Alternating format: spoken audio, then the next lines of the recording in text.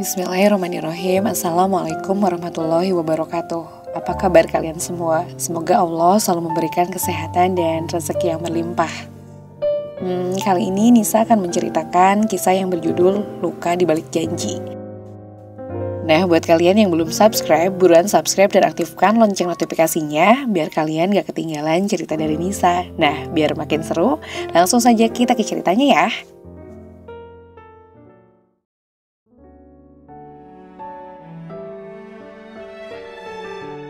Luka di Balik Janji. Sebuah perumahan yang tenang, hiduplah pasangan suami istri Raka dan Dina. Mereka telah menikah selama 8 tahun, membangun kehidupan yang tampaknya sempurna di mata orang lain. 2 anak mereka yang masih kecil, Vira yang berusia 5 tahun, dan Arman yang baru berusia 3 tahun, melengkapi kebahagiaan rumah tangga mereka.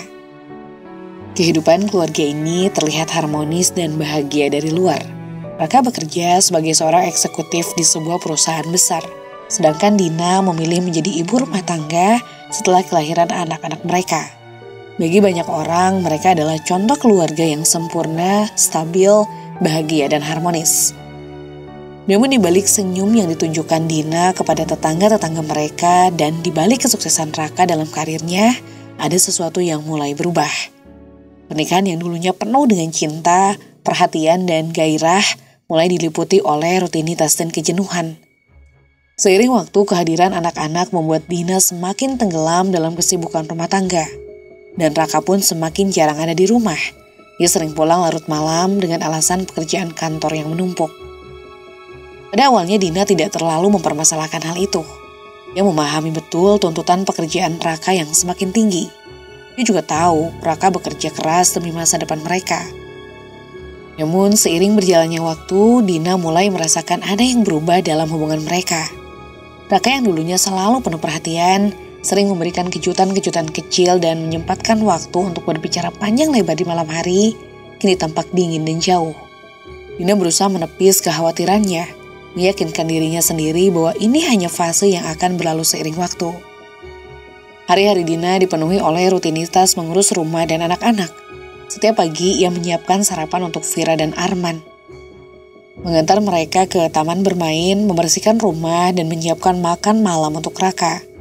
Meskipun kelelahan fisik sering menghampirinya, Dina selalu menyambut Raka dengan senyuman ketika suaminya pulang. Namun dalam hati ia merasa semakin terasing dari suaminya. Dina mulai merindukan masa-masa ketika mereka berbicara berjam-jam tentang mimpi-mimpi mereka atau bercanda tentang hal-hal kecil. Meski Raka tampak semakin jarang di rumah, ia selalu memiliki alasan yang terdengar masuk akal. Pekerjaan di kantor makin menumpuk. Katanya setiap kali Dina bertanya mengapa ia pulang semakin larut. Dina mencoba percaya, namun perasaannya mengatakan hal lain. Ada sesuatu yang tidak beres. Tetapi ia berusaha keras untuk tidak memikirkannya terlalu dalam. Suatu malam ketika Dina sudah hampir tertidur, ia mendengar dering ponsel Raka yang tertinggal di meja ruang tamu. Tanpa bermaksud mencurigai, Dina mengambil ponsel tersebut, berpikir mungkin itu panggilan penting dari kantor. Saat membuka layar, ia melihat sebuah pesan yang tidak disangka-sangka.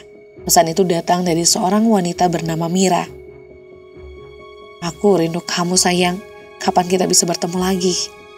Dina tertegun, darahnya seakan membeku. Tubuhnya gemetar saat membaca pesan itu. Tangannya bergetar, hampir tidak percaya dengan apa yang baru saja ia baca. Di kepalanya pertanyaan-pertanyaan melayang tanpa jawaban. Siapa Mira? Apa maksud dari pesan ini? Saat itu juga Dina mendengar suara pintu kamar mandi terbuka. Raka keluar, mengeringkan rambutnya dengan handuk, dan melihat Dina berdiri di ruang tamu dengan ponselnya di tangan. Wajahnya mendadak pucat saat melihat ekspresi Dina yang dipenuhi kebingungan dan kesedihan. "Siapa Mira?" tanya Dina. Suaranya nyaris berbisik, namun ada ketegasan di balik pertanyaan itu. Raka terdiam, wajahnya memucat. Dia tampak gugup berusaha mencari jawaban yang bisa menyelamatkan situasi ini. "Dia hanya teman kantor," jawabnya. Berusaha tetap tenang meski nada suaranya jelas menunjukkan kepanikan. Dina tidak percaya. Tidak ada teman kantor yang mengirim pesan seperti itu di tengah malam. Apalagi memanggil seseorang dengan sebutan sayang. Teman kantor. Teman kantor yang memanggilmu sayang dan mengatakan ia rindu. Dina hampir tidak bisa menahan air matanya. Perasaannya campur aduk antara marah, sakit hati dan kebingungan. Dunia yang selama ini ia kenal, pernikahan yang ia kira bahagia dan aman, tiba-tiba terasa seperti lelucon yang kejam. Raka yang selama ini ia percayai sepenuhnya, kini tampak seperti orang asing di hadapannya.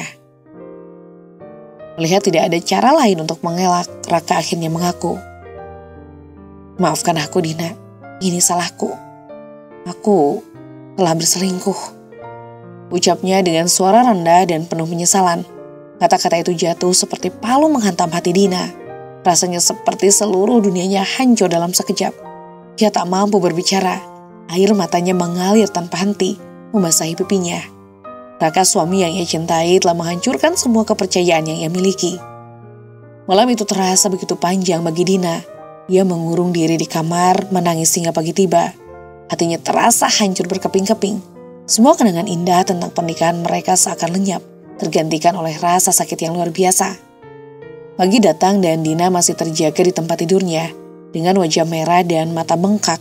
Suara anak-anaknya, Vira dan Arman, yang bermain di luar kamar membuatnya terjaga dari kesedihan mendalamnya. Dina menarik napas panjang, berusaha mengumpulkan kekuatan. Dia keluar dari kamar, menyambut hari dengan senyum yang dipaksakan. Vira dan Arman sudah duduk di meja makan memandangi ibunya dengan mata ceria. "Selamat pagi sayang," kata Dina sambil mencoba menyeringai. "Hari ini kita punya sarapan spesial ya." Vira mengerutkan dahi memperhatikan ibunya yang tampak berbeda dari biasanya. "Ibu, kenapa wajah ibu merah?" Dina terdiam sejenak, berusaha mencari kata-kata yang tepat. "Oh, tidak apa-apa sayang, ibu cuma sedikit capek. Ayo kita makan bersama ya." Arman yang masih terlalu kecil untuk memahami situasi hanya tertawa kecil sambil mengaduk-aduk makanannya. Dina menyuapi Arman dengan lembut, berusaha menahan air matanya. Vira mengangkat tatapan herannya memperhatikan ibunya dengan seksama. "Apakah ibu baik-baik saja?" tanya Vira dengan nada cemas. "Ya, ibu baik-baik saja Vira, hanya sedikit lelah. Tapi ibu sudah merasa lebih baik sekarang," jawab Dina, suaranya sedikit bergetar. Ketika Dina berbalik untuk menyajikan makanan untuk dirinya sendiri, suara pintu depan terdengar terbuka. Raka masuk dengan langkah perlahan. Wajahnya tampak lelah. Dia melihat Dina dan anak-anak di meja makan. "Selamat pagi," sapanya dengan ragu. "Aku pulang lebih awal hari ini." Dina berusaha tersenyum meski hatinya bergetar. "Selamat pagi Raka, kami baru saja mulai sarapan. Ayo duduk." Raka duduk di kursi menatap Dina dengan cemas. "Bagaimana kamu?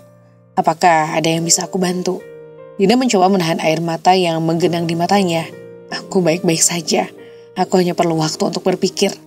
Raka merasakan ketegangan di udara tetapi tidak tahu harus berkata apa. Dina memotongnya dengan suara lembut namun tegas. "Raka, kita perlu bicara, tapi tidak saat ini. Sekarang aku harus fokus pada anak-anak." Raka mengangguk menahan diri dari mengucapkan lebih banyak kata. Dengan berat hati, ia mulai menyantap sarapannya sambil merasakan betapa retaknya keadaan di rumah mereka. Dina melanjutkan sarapannya dengan senyum palsu di wajahnya dan rasa sakit yang terus menyiksa batinnya. Dia tahu bahwa perbincangan serius tentang masa depan mereka harus dilakukan segera.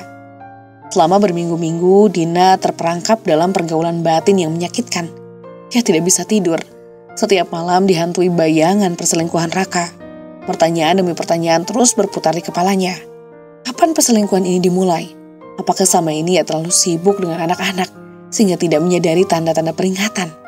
Apa yang sebenarnya kurang dari dirinya hingga Raka merasa perlu mencari kebahagiaan di tempat lain? Sementara itu, Raka terus berusaha memperbaiki kesalahan yang telah ia perbuat. Ia memohon ampunan kepada Dina, berjanji akan meninggalkan Mira dan tidak akan mengulangi kesalahannya. "Aku menyesal Dina. Aku bodoh. Aku telah menghancurkan segalanya. Beri aku kesempatan untuk memperbaiki semuanya. Aku mohon," katanya suatu malam dengan mata penuh penyesalan. Dina mendengar semua kata-kata itu, tetapi hatinya sudah terlalu hancur untuk bisa percaya begitu saja. Perselingkuhan bukanlah hal yang bisa disembuhkan hanya dengan permohonan maaf. Luka yang ditinggalkan begitu dalam. Rasa percaya yang dulu begitu kuat kini seolah telah lenyap sama sekali. Setiap kali ponsel Raka berbunyi atau setiap kali ia berkata akan pulang terlambat, perasaan curiga kembali menghantui Dina. Ia tidak lagi bisa merasa tenang di rumahnya sendiri. Hubungan mereka penuh dengan ketegangan, jarak emosional yang tak terlihat tetapi sangat nyata. Dina merasa terjebak. Di satu sisi ia masih mencintai Raka dan ingin anak-anak mereka tumbuh dalam keluarga yang utuh. Namun di sisi lain, ia merasa tak sanggup lagi menjalani pernikahan yang dipenuhi dengan kebohongan dan pengkhianatan. Akhirnya setelah berminggu-minggu dalam ketidakpastian, Dina memutuskan untuk mengambil waktu untuk dirinya sendiri. Ia membawa anak-anak ke rumah ibunya, berharap bisa menemukan ketenangan di sana dan memikirkan apa yang harus ia lakukan selanjutnya.